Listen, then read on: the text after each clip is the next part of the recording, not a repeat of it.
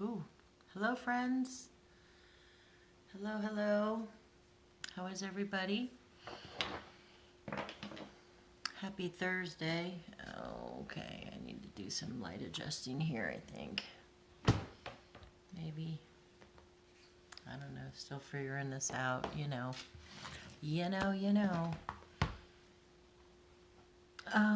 Today I was thinking about, if you're watching, leave me a message.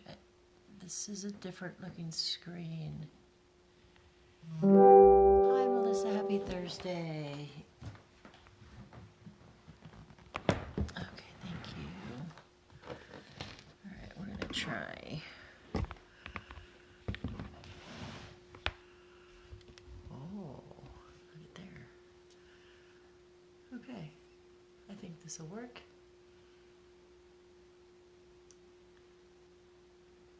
I should go close those blinds.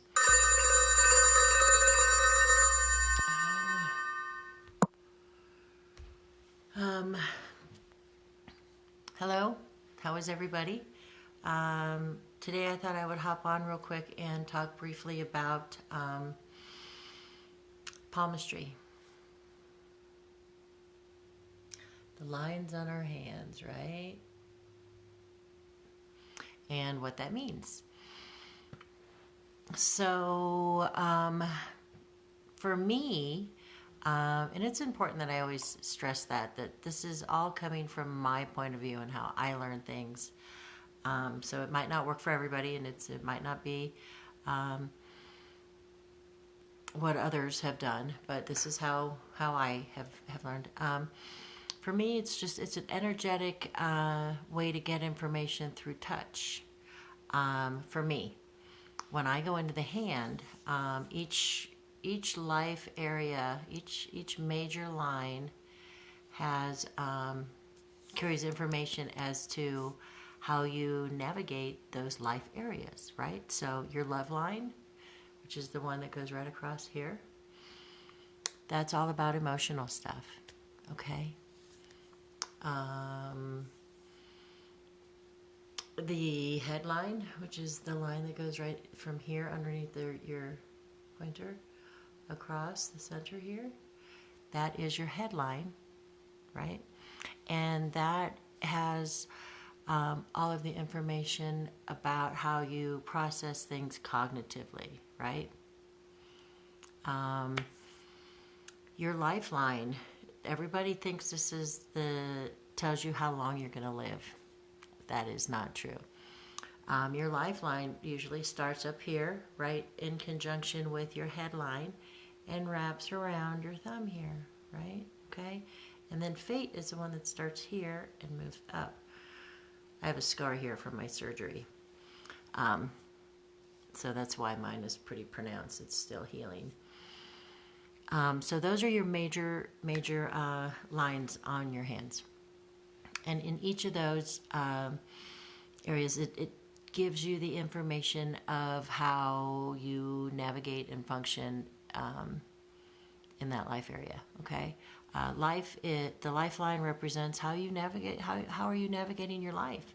That usually contains to like work, school, and that would be like on the dominant hand. On the non-dominant hand are going to be information that is very personal.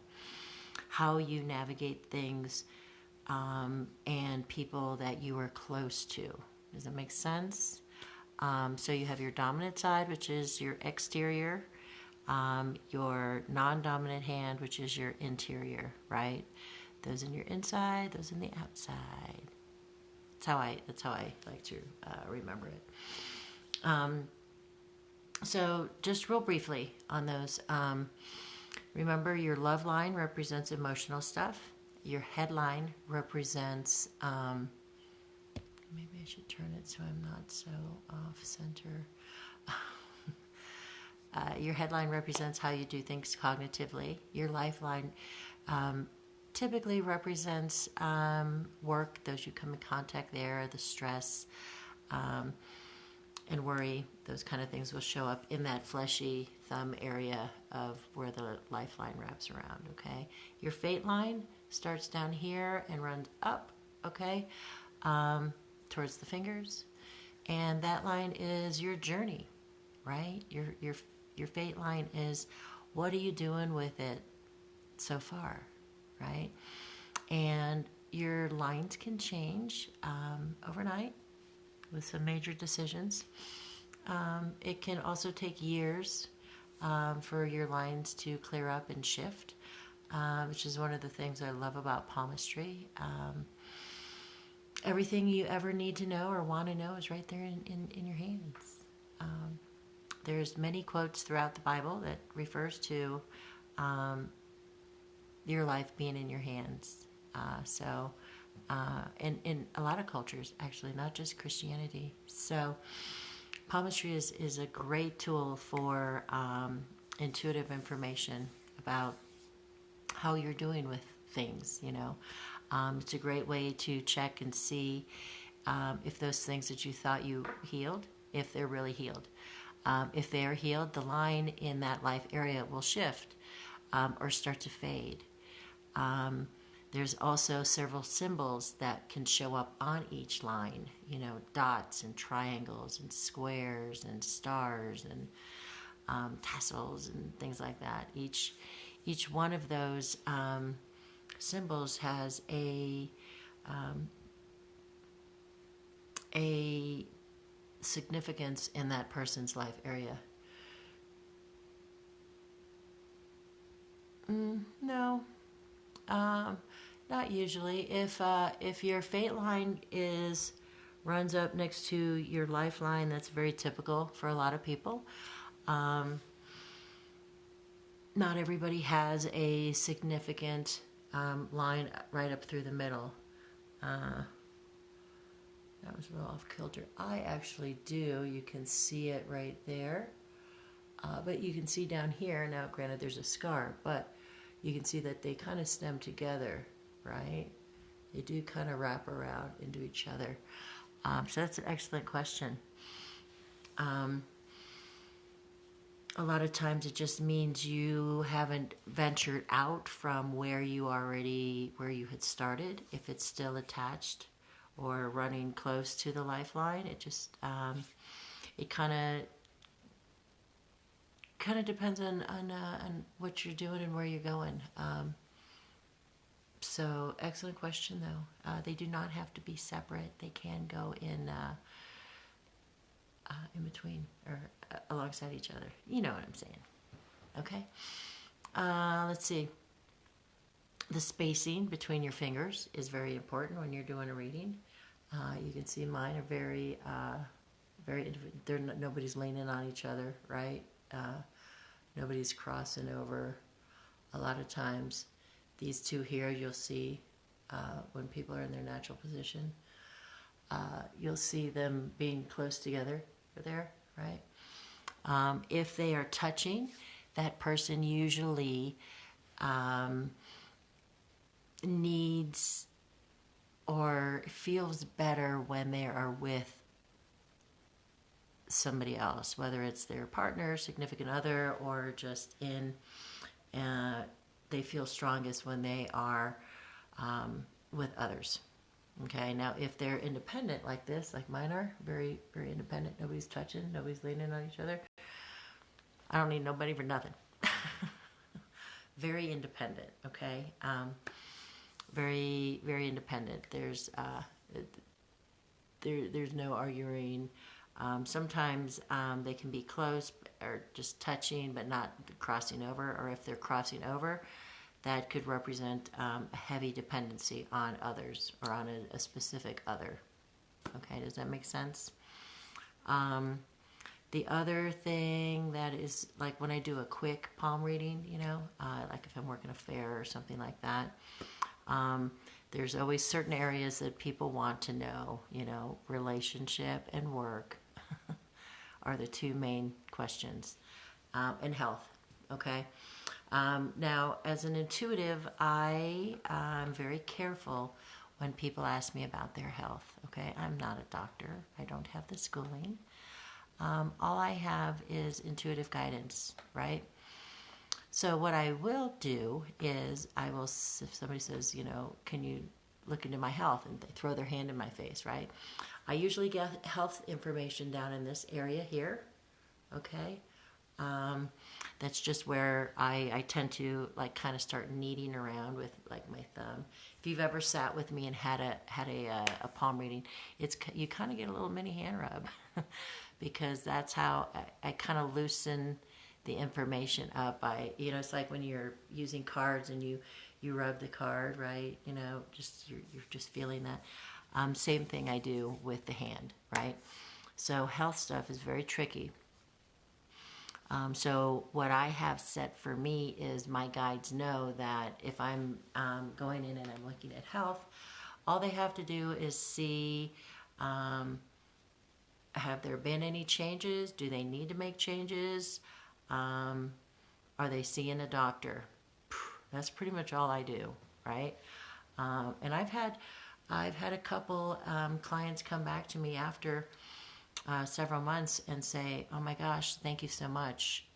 I saw the doctor and I am now cancer free, or this was a big step." And so that's a wonderful thing to be able to do that, but it's tricky. You cannot be specific. I don't feel confident myself being specific with intuitive health stuff.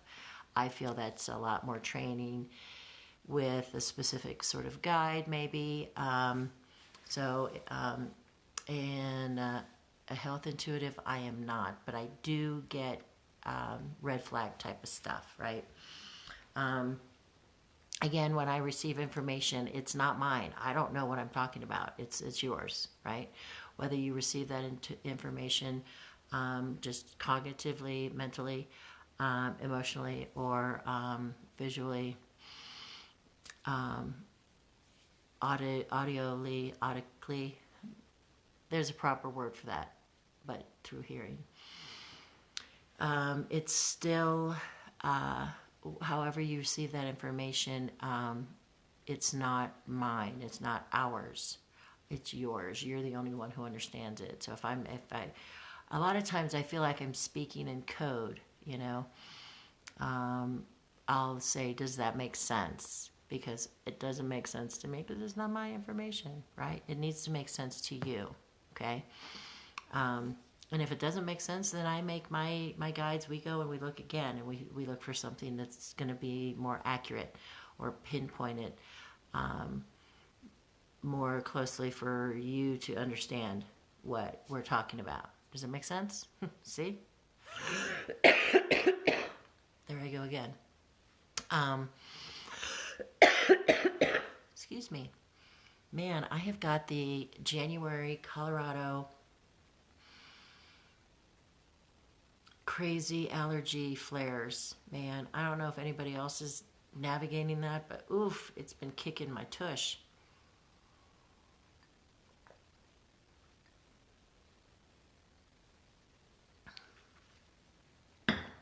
Pound the water, man. Best thing to do. So, that being said, palmistry. Those are your basic information. Okay. Look for a palmistry lecture coming up sometime in February, probably. Other than that, I'm really working more with the mediumship stuff. Okay. Working on strengthening the connections for those who want communication and closure for whatever that is. Again, it's something that I really have been feeling pushed to work on myself with. So if you are looking to strengthen your mediumship muscle, let me know. We're going to do some community type, is that the right word? Like little mini gallery type workshops, right? Where we all connect virtually here, and each of us will give the group a name, and we'll go through and we'll do some exercises like that. We'll start like that and see where it goes. They're great exercises to get to figure out, number one, how do you receive your your intuitive information, right? And it also gives you an opportunity to get confirmation, right? Because again, I cannot stress more about accuracy. Accurate. It's huge, you know. There's always things that you can. For me, I always ask my guides for signs in threes, okay? Because you know my human experience is a skeptic as well, right? You know, because I can make something happen once, pretty easy, right? That's manifestation. That's, you know, making that parking spot open up right when you get there. You know, the whole concept behind The Secret, right? 2 times, again, I can probably manipulate something happening twice, you know, more often than not, right? But 3 times, whoo, I got to be really good, right? So that usually doesn't happen. So, but I will have spirits give me a sign in 3 different ways, right? That way I know I'm not manifesting it, that it's not me, it's not my ego, it's not my human experience here. It's actually coming directly from spirit. Does that make sense? Let's see. I guess if anybody out there is watching and has questions about anything at all, hit me. Let's talk. If not, I'm going to cut it short and start working on these pre-recorded little mini workshops. Yesterday's was started a little late, but it ended up being a very nice workshop. So thank you for those of you who purchased it and watched it. It's an honor to be able to do that. So, anybody have any questions for me today? If not, I suppose I could